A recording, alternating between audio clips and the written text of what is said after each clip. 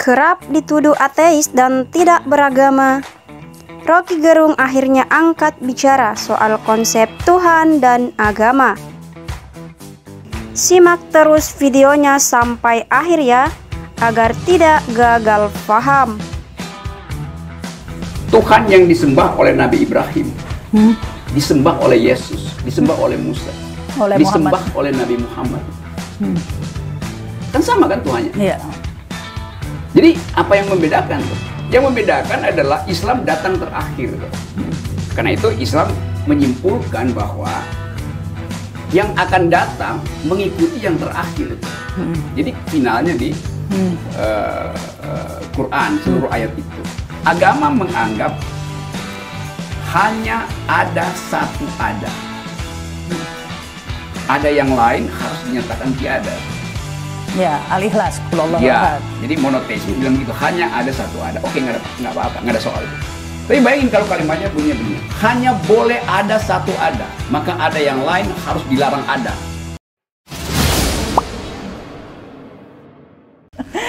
Luar biasa nih, apa karena faktor orang penasaran, memang banyak yang kepo kali ya dengan agamanya Kak Rocky atau gimana? Betul, tema agama itu jadi tema yang seksi. Karena orang mau tahu, sebetulnya mau ngintip apa pikiran saya tentang agama. Karena biasanya saya ngomong politik, filosofi kan. Agama itu tuntunan buat mereka yang bingung justru kan. Nah, kalau saya nggak bingung, sebetulnya saya nggak perlu dituntun. Kan logiknya begitu tuh. Nggak perlu agama jadinya ya? Ya artinya begitu. Tapi semua orang itu punya semacam ideal hidupnya tuh. Ada yang mencapai ketenangan hidup, nggak bingung lagi, karena dia punya keyakinan yang udah final gitu. Itu urusan dia. Ada yang mencapai ketenangan hidup karena hartanya berlimpah gitu. Ada yang mencapai ketenangan karena dia diasuh oleh kesucian. Nah, buat saya itu pilihan orang, dia mau cari dengan cara apa itu ketenangan hidup dia kan. Kalau kita rumuskan secara gampang, semua sifat ketenangan itu adalah personal. Jadi nggak ada ketenangan yang objektif. Ada orang bilang ya kalau berdoa dia merasa tenang. Ya betul, lakukan aja kan. Kalau saya merasa tenang ada di puncak gunung, ya saya lakukan aja gitu. Sambil menunggu putri-putri naik ke atas puncak gunung. Bidadari. Joko Tingkir, Joko Tarub dong. Enggak, sebagai onde-onde lumut. Ande-ande lumut. Itu perbincangan kita tadi ini diangkat ke sini. Ini yang nonton jadi nggak ngerti Kak Rocky. Ini ngomongin apa? Ya, jadi kalau Kak Rocky sendiri mencari ketenangan dengan ke alam tadi begitu. Itu ketenangan dari suasana, ketenangan yang sifatnya suasana. Tapi kita juga bisa capai ketenangan dengan menjelaskan di kepala sendiri tuh. Jadi kalau pikiran kita runcing dan lurus, ya kita mengerti apa yang jadi problem kan. Nah kalau itu kita terangkan, orang lain mungkin menganggap bahwa ngapain nyari ketenangan di pikiran, nyari ketenangan di dalam kitab suci dong. Ya boleh aja, tapi kan terlalu standar gitu nyari ketenangan pada kitab suci. Kalau kita masih bisa cari ketenangan di pikiran, ya udah kitab suci nggak usah kita ganggu kan. Kalau kitab suci kasih saya ilmu dong supaya tenang. Kan padahal sebagai manusia kita bisa dapatkan itu. Begitu banyak ayat-ayat yang mengencourage kita untuk berpikir. Gak usah saya sebut lah, pokoknya banyak lah ayat-ayat itu sebagai kaum yang berpikir. Justru dengan kitab suci itulah membuat orang berpikir. Ya artinya ayat itu mengingatkan bahwa manusia itu bisa berpikir. Jadi jangan terlalu banyak berdoa, kira-kira begitu kan. Kan itu pesannya kan. Berdoa itu juga berpikir, bagian dari berpikir sebenarnya. Nah, sebetulnya bagi saya pesan itu betul, mengingatkan kita bahwa kita harus pakai otak kita tuh. Jadi dengan pakai otak sebetulnya pergaulan antara manusia nggak akan tiba di pengadilan, nggak akan tiba pada percekcokan keluarga tuh. Karena kita dibekali dengan kemampuan berpikir. Kan alam atau Tuhan memberi kita kemampuan itu secara berlebih tuh. Di mana dia ditulis? Ya di kitab suci. Kitab suci menganjurkan pakai otak. Kira-kira begitu kan kitab suci kan. Jangan pakai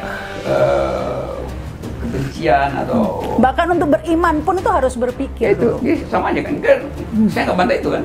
Jadi saya terangkan begitu kan bahwa dengan berpikir sebetulnya kita tahu mana yang baik, mana yang buruk tuh. Tapi kan mesti baca Alkitab, baca Al-Quran, baca Weda. Iya, harus dibaca itu. Tapi buat apa membaca kalau tidak membaca dengan pikiran? Kan? Sama juga. Kalau membaca tidak dengan pikiran berarti tidak mengerti apa yang dibaca saat itu. Tetapi ada yang menarik dari Kak Rocky tadi mengatakan, ini sejak dari episode yang lalu itu, episode pertama itu selalu mengungkit-ungkit soal berdoa. Memangnya ada apa dengan berdoa? Saya tanya sekarang, pernah berdoa nggak sih Kak Rocky? Jujur nih. Gini nih. Kan yang disebut berdoa itu ada kitabnya tuh. Baca ini doa makan, ini doa tidur. Iya, kalau saya misalnya buta huruf, bagaimana saya baca itu? Enggak, berdoa enggak gitu. Berdoa enggak harus. Ya karena itu banyak orang itu anggap berdoa itu ada tempatnya, ada. Iya kalau indera saya sempurna, kalau indera saya nggak sempurna. Bahkan saya hanya bisa membayangkan apa sih yang diucapin orang-orang itu, dengar apa namanya orang berkhotbah segala macam. Itu saya hanya ritualnya saja. Justru itu saya nggak bisa dengar sebagai seorang yang tuli, saya nggak bisa baca tuh. Maka berarti dia nggak pernah berdoa. Kan soalnya begitu kan. Jadi karena itu doa itu adalah pengalaman batin orang yang kemudian diresmikan sebagai ritual. Nah, bagi saya pengalaman batin itu lebih penting. Nah, ini belum muter-muter kan, masih lurus nih. Masih lurus ya, karena kemarin di episode pertama muter. Tapi saya sudah belajar, saya nggak akan ngejar-ngejar Kak Rocky, karena pasti akan muter-muter. Nggak selesai-selesai, ini kita ngobrol mengalir saja ya. Tadi mengatakan pengalaman batin yang diresmikan dalam ritual. Gitu. Saya setuju sampai di pengalaman batin saja. Masalah ritual itu lain lagi, itu kedua lain lagi. Jadi doa itu sebenarnya ya pengalaman batin. Betul, orang nulis puisi dia berdoa. Iya, berdoa itu tidak harus dengan ritual doa sebelum makan ini. Betul. Tidak harus seperti itu, dengan bahasa apa saja. Bahkan di atas gunung juga bisa, nggak harus di masjid, berdoa dimanapun saja. Bernyanyi itu juga berdoa. Bahkan bernyanyi itu dianggap, bahasa latinnya begini, qui bene cantat bis orat. Siapa yang bernyanyi, dia berdoa 2 kali. Tapi saya nggak bilang, ya kalau udah bernyanyi 2 kali, nggak usah sholat. Kan nggak begitu kan pengertiannya kan. Kan kita mesti pahami bahwa kedamaian yang datang dari bernyanyi itu sama dengan kedamaian yang datang dari berdoa, bahkan 2 kali. Kui siapa? Bene cantat. Cantat artinya bernyanyi. Bene artinya bagus. Siapa yang bernyanyi dengan usuk? Bis orat. Orat artinya berdoa. Jadi siapa yang bernyanyi dengan indah, dia berdoa 2 kali. Itu namanya siapa yang bernyanyi dengan indah, dia menjabat jiwa 2 kali. Ini mungkin saya jelaskan ke Sobat Jiwa ya, karena banyak juga yang nanya. Tadi kemarin kan kita membahas agama Rocky Gerung ini apa sih gitu kan ya. Nah, dan seperti biasa nggak dijawab ya. Tapi mungkin saya jelaskan, kalau di KTP agamanya Kristen ya, di KTP. Iya, di KTP ada begitu kan, itu catatan administrasi. Saya selalu anggap, bahkan orang bisa palsuin agamanya kok di KTP. Demi kepentingan politik, demi kepentingan supaya aman dari sesuatu. Tapi itu kan catatan administrasi. Yang disebut agama itu yang catatan tadi. Jiwa. Oh, kalau catatan jiwa itu nggak bakal bisa dibaca di KTP. Iya, karena begini, ya seperti mempermasalahkan doa mungkin tidak sesempit itu ya, karena di Al-Quran dikatakan Tuhan itu, Allah itu ada lebih dekat dari urat nadi gitu. Urat leher, urat leher kita. Jadi bisa berdoa di mana saja begitu, nggak harusnya, maksudnya dengan berdoa kita bisa lebih dekat begitu. Nah, salah satu doa itu kan pernah dipermasalahkan sama Kak Rocky di episode selanjutnya, kan Tuhan sudah tahu mau kita apa yang kita butuhkan. Tapi salah satunya menunjukkan kita merendahkan diri ya sebagai hamba Allah begitu. Karena begini Kak Rocky. Ya itu saya merendahkan diri.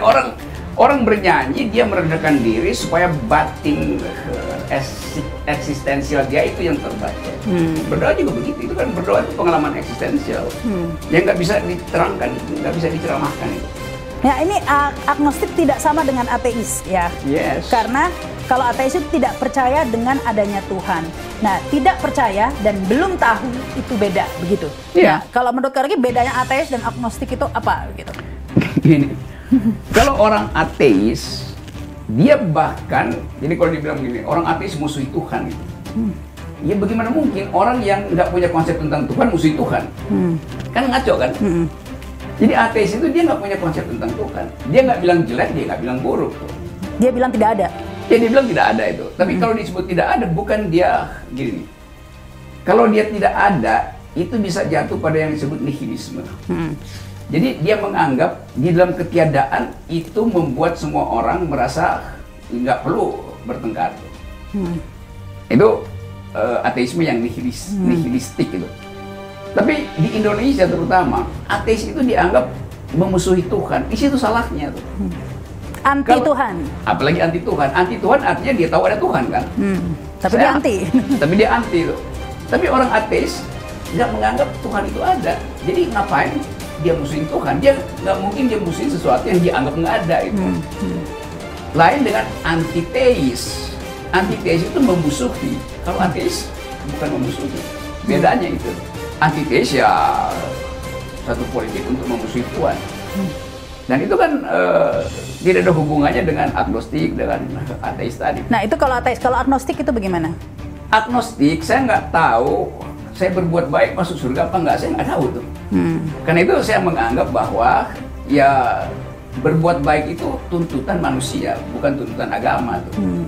Kalau tuntutan agama udah ada standarnya, ini baik, ini buruk, ini baik, ini buruk. Nah itu saya nggak tahu apa akibatnya di akhirat. Kemudian akhir ya, hari akhir itu tidak tahu seperti apa begitu ya. Karena bisa terjadi 1 detik sebelum saya berakhir hidupnya, orang berubah pikiran aja dan nggak sempat dia ceritakan pada orang lain kan.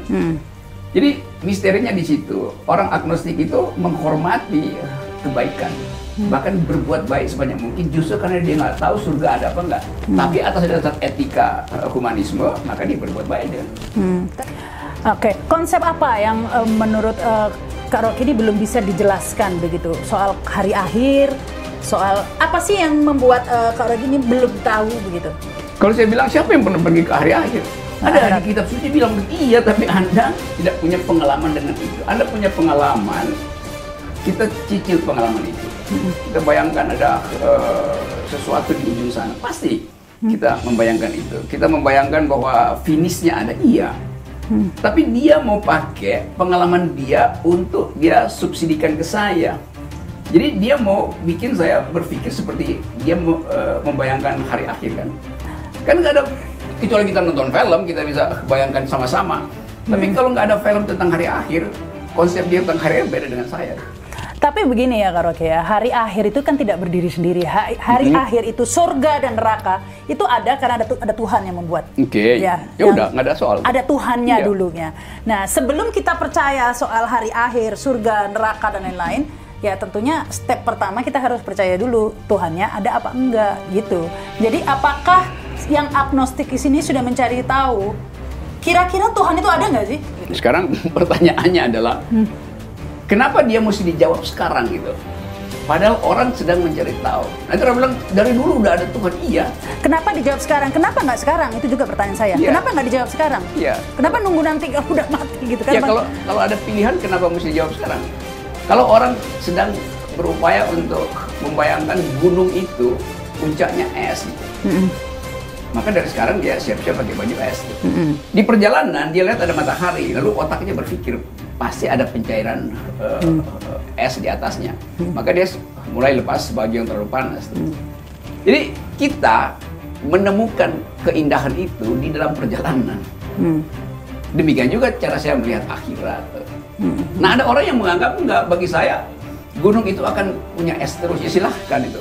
Jadi yaumil akhirnya dia bisa lihat sebagai satu pengalaman mistis dia. Saya nggak lihat itu. Jadi ya mestinya hormati juga cara saya melihat itu kan. Nah ya maksudnya untuk sekedar mengetahui, kita nggak harus istilahnya mati dulu begitu ya. Kita bisa menggunakan alat itu adalah agama begitu kan. Kitab suci begitu. Dalam hal ini bisa melihat dengan saya nggak bikin agama itu sebagai alat untuk melihat hari akhir itu. Bukan hari akhir, Tuhan termasuk. Orang di dalam beragama dia sudah bersama-sama dengan perjalanan bersama Tuhan. Karena hari akhir itu kan produk dari Tuhan, jadi harus percaya Tuhan dulu, baru percaya dari hari akhir. Itu kita selesaikan di dalam logika begitu. Kalau itu intinya, orang nggak usah bikin apa-apa. Kan orang nggak perlu kejar kan, karena definisi sudah sama. Masalahnya adalah definisi tentang hari akhir itu melibatkan sejarah. Di belakang kita ada sejarah. Lalu kita ambil pas event itu untuk memberitahu pada rekan perjalanan kita bahwa kita akan nyampe loh di hari akhir. Ya nggak ada soal. Tapi begitu saya bikin langkah baru per hari ini atau per detik ini, imajinasi saya tentang hari akhir juga berubah. Karena cuaca-cuaca teologis kasih sinyal yang lain tuh. Apa yang misalnya coba kita lihat beberapa fakta sejarah tuh. Tuhan yang disembah oleh Nabi Ibrahim disembah oleh Yesus, disembah oleh Musa, Oleh disembah oleh Nabi Muhammad. Kan sama kan Tuhannya? Iya. Jadi apa yang membedakan tuh? Yang membedakan adalah Islam datang terakhir tuh. Karena itu Islam menyimpulkan bahwa yang akan datang mengikuti yang terakhir tuh. Jadi finalnya di Quran seluruh ayat itu. Tetapi simbolisasi tentang Tuhan kita nggak bisa bilang. Coba kita cek Nabi Ibrahim bertuhan siapa tuh? Kan kita nggak bisa cek. Kita mesti andaikan dia bertuhan seperti yang diterangkan oleh Quran. Yesus juga sama. Tapi orang lihat hal yang historis. Yesus itu kedudukannya nabi atau Tuhan itu. Bagi orang Yahudi, Yesus bukan Tuhan. Bagi orang Kristen, Yesus adalah Tuhan. Tapi kemudian ketuhanan itu dipersoalkan. Mengapa ada konsep Trinitas? Silahkan lihat bagaimana perdebatan teologi di awal abad ke-100 yang menyebabkan ada formulasi tentang Trinity itu. Kan itu debat teologisnya tuh. Saya baca semua itu tuh. Tapi saya tetap menganggap bahwa ya biarkan itu dikendalikan oleh akal manusia yang masih berkembang gitu. Nah, sentimen politik masuk di situ, itu yang saya mau cegah. Gitu. Kalau saya rumuskan secara filosofi begini, agama menganggap hanya ada satu ada. Ada yang lain harus dinyatakan tiada. Ya, al-ikhlas, kulullah Ya, ahad. jadi monoteisme bilang begitu, hanya ada satu ada. Oke, nggak apa-apa, nggak ada soal itu. Tapi bayangin kalau kalimatnya bunyinya begini, hanya boleh ada satu ada, maka ada yang lain harus dilarang ada. Itu menimbulkan problem politik. Kalau kita bisa hanya ada satu ada, oke. Ketauhidan itu muncul dari prinsip itu. Tapi begitu bilang hanya boleh ada satu ada, itu masuk di dalam problem politik. Kenapa yang ada yang lain nggak boleh? Nah, untuk memilih dari dua itu, yang benar sebenarnya yang mana? Hanya ada satu ada atau hanya boleh satu ada? Itu kan sebenarnya gampang, tinggal gunakan otak tadi. Betul, gunakan otak aja kan. Yang benar yang mana menurut Kak Rocky? Hanya ada satu ada atau hanya boleh satu ada? Di dalam teologi hanya boleh ada satu ada. Ya, Di dalam sosiologi bahkan harus disebut ada banyak ada. Tapi begini, ya. Jadi saya bedain antara keyakinan teologis yang dicarikan argumennya pada kitab suci dan pengalaman hidup yang plural yang dasarnya adalah perbedaan ada. Ya kalau kita pakai bahasa deskripsinya, being-nya itu banyak, bukan being B besar. Kenapa saya percaya selalu ada zat yang tadi itu? Mengapa? Karena secara logika kan selalu dikenal ada prima causa gitu ya, atau causa prima gitu ya, penyebab utamanya. Ini pasti ada lah penyebab utama, dan itu pasti akhirnya berujung satu penyebabnya. Nggak mungkin penyebab utama itu bareng-bareng, banyak ada gitu kan. Nah terus siapa yang menyebabkan itu terjadi begitu kan? Selalu ada penyebab utama. Nah itu atas. Iya, karena kita berpikir monolitik, maka penyebab itu pasti satu. Kenapa nggak banyak penyebabnya? Kan kita dibiasakan source terakhir itu apa namanya nih, yang disebut teori kausalitas itu ada satu cahaya aja. Tapi bagaimana kalau yang satu ini juga adalah kompilasi dari beberapa cahaya itu? Ya berarti ada lagi yang menyebabnya. Iya betul. Ya, terus. Nah karena itu konsekuensinya kita nggak bisa bilang berhenti di satu ada.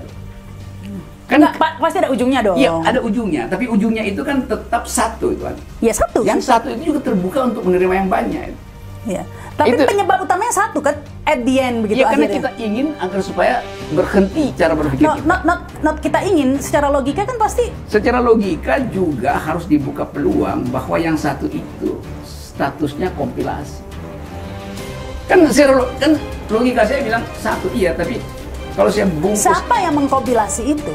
Yang mengkompilasi itu adalah kekuatan. Sekarang kita bongkar dulu prinsipnya. Kalau kita bilang dia dikompilasi oleh hanya satu kekuatan.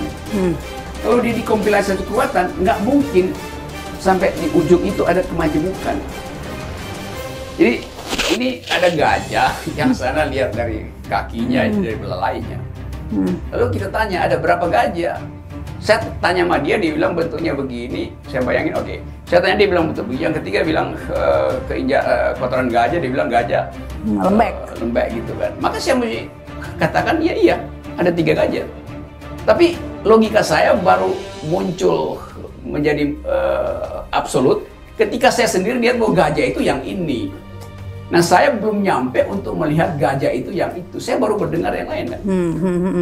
Ada orang yang menganggap ya udah lihat gajah. Iya, kalau gajah bisa lihat burung binatang. Karena mungkin gajah dalam hal ini gunung mungkin ya terlalu besar, mata kita tidak bisa melihat secara apalagi begitu. Langsung begitu ya. Jadi hanya bisa melihat sebagian-sebagian. Tapi konsep bahwa sebenarnya mata kita itu melihat suatu konsep kesatuan, satu monoteis tadi itu sebenarnya masuk akal begitu. Jadi bagaimanapun kebenaran itu satu. Kalau kebenaran 2, 3 dan bertentangan antara 1, 2, 3 ya itu bukan kebenaran. Hakiki itu kan ya satu kan, logikanya gimana? Iya, nggak ada soal itu. Nah, jadi ketika orang mendefinisikan gajah, macam-macam definisinya, tapi kan kita harus percaya bahwa sebenarnya hanya ada 1 gajah. Itu yang disebut tipuan optik, yang dalam psikologi namanya psikologi gestalt. Semua orang ingin lihat yang satu, karena itu yang lain dikumpulkan supaya keinginan melihat yang satu itu tercapai. Bukan masalah ingin, secara logika ini kita secara logika memang secara logika. Di luar keinginan kita, tapi kenyataannya seperti itu. Memang di luar keinginan kita, gestalt kita juga di luar keinginan kita. Kita di-brief oleh alam untuk selalu efisien. Karena itu nggak boleh ada 2. Kan itu intinya kan. Jadi cara kita melihat sesuatu juga datang dari kebiasaan nenek moyang kita untuk melihat hanya boleh ada 1.